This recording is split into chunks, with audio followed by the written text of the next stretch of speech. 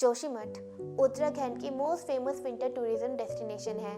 ये एक छोटा पर बेहद खूबसूरत शहर है। इसकी खूबसूरती है हिमालय से, यहाँ बसे कई मंदिरों से, इस शहर के रहस्यमय कहानियों से और जोशीमठ से जुड़े बद्रीनाथ के इतिहास और भविष्य से। जोशीमठ चमोली डिस्ट्रिक्ट में स्थित है और हर साल लाखों की संख्या में यहाँ श्रद्धालु और टूरिस्ट घूमने आते हैं। इस शहर की एक और खास बात यह है कि ये हिंदू तीर्थस्थल बद्रीनाथ और सिख तीर्थस्थल हेमकुंड साहिब जाने का एकमात्र रास्ता है। इसे बद्रीनाथ, हेमकुंड साहिब और हिमालय पर्वत जाने का द्वार भी कहा जाता है। जियोग्राफिकल कंडीशंस की बात करें तो जोशीमठ धरातल की ओर धंसता चला जा रहा है। यहाँ आए दिन भूकंप आना या लैंडस्लाइड होना कोई नई बात नहीं है। दरअसल जोशीमठ बना ही एशियन लैंडस्लाइड जोन में है, यानी कि ये जगह हैवी कंस्ट्रक्शन के लिए बिल्कुल भी सूटेबल नहीं है। तकरीबन 2000 से ज़्यादा रिपोर्ट्स की वार्निंग को अनदेखा कर यहाँ कंस्ट्रक्शन, टूरिज्म और टनलिंग कंस्ट्रक्शन जैसे प्रोजेक्ट्स को बढ़ावा दिया जा रहा है। इसी के चलते बीते कुछ वर्षों में यहाँ लगभग 1000 घर ढह चुके हैं और कई स्थानीयों ने अपनी जान तक गंवा दी है। पर जोशीमठ की तबाही का कारण सिर्फ इतना ही नहीं है, इसके पीछे एक माइथोलॉजिकल रीज़न भी है, जिसमें माना जाता है कि जोशीमठ का ये हाल भगवान नरसिंह देव के दिए हुए श्राप के कारण हुआ है। बात करेंगे कत्यूरी डायनेस्टी से। कत्यूरी वंश की शुरुआत की राजा वासुदेव कत्यूरी ने। कत्यूरी वंश मध्य हिमालय का सबसे पहला ऐतिहासिक राजवंश माना जाता है। फिर इन्होंने अपनी राजधानी बनाई ज्योतियारना में, जो आज का जोशीमठ है। इन्होंने कई अलग अलग क्षेत्रों में राज किया। फिर राजधानी जोशीमठ गढ़वाल से शिफ्ट हुई कुमाऊं के कत्यूर घाटी में, जो आज बैजनाथ मंदिर के नाम से प्रसिद्ध है। उस समय इस जगह को कार्तिकेयपुर कहा जाता था।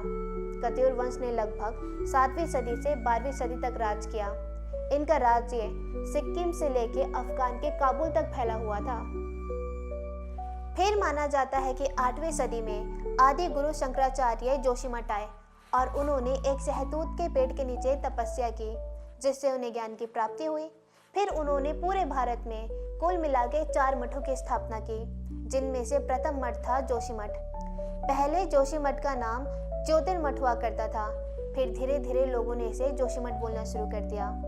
सर्दियों में जब बद्रीनाथ के कपाट बंद हो जाते हैं तो उस समय बद्रीनाथ की मूर्ति को जोशीमठ में स्थित नरसिंह भगवान के मंदिर में विराजित किया जाता है और इस दौरान बद्रीनाथ के दर्शन जोशीमठ में होते हैं। बद्रीदत्त पांडे ने अपनी किताब कुमाऊं का इतिहास में लिखा है कि कत्यूरी वंश के राजा वासुदेव कत्यूरी भगवान नरसिंह के बहुत बड़े भक्त थे। फिर एक दिन भगवान नरसिंह, जो कि विष्णु का अवतार है, राजा के घर भेष बदल के गए। वासुदेव की पत्नी ने उन्हें सम्मान पूर्वक भोजन करवाया।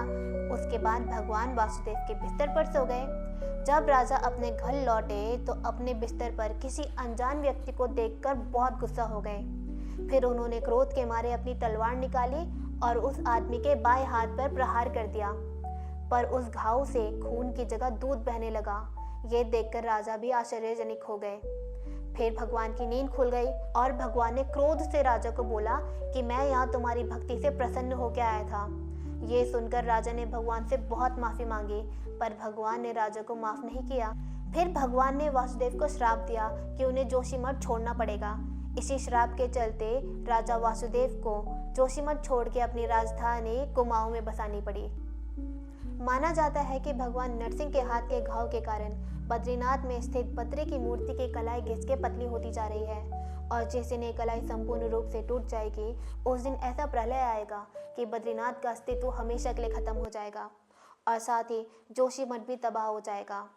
कई स्थानीय लोग इस बात पर पूरा विश्वास रखते हैं कि बीते पिछले कुछ सालों में जोशीमठ में हो रहे भूस्खलन, भूकंप और तबाही का कारण भगवान नरसिंह का दिया हुआ श्राप का ही प्रकोप है। उसके बाद जोशीमठ से लगभग 20 किलोमीटर आगे भवेश बद्री नामक मंदिर, जो कि पंच बद्रियों में से एक है, यहाँ भवेश में भगवान बद्रीनाथ की पूजा की जाएगी। तो ये थी जोशीमठ और बद्रीनाथ से रिलेटेड एक माइथोलॉजिकल स्टोरी। आपका इस कहानी के बारे में क्या मानना है, हमें कमेंट सेक्शन में ज़रूर बताएं। अगर आपको वीडियो पसंद आई हो तो वीडियो को लाइक और शेयर ज़रूर करें और चैनल को सब्सक्राइब करना ना भूलें। मैं हूँ शैलजा कन्याल और आप देख रहे हैं ट्राइपॉड प्रोडक्शन। धन्यवाद।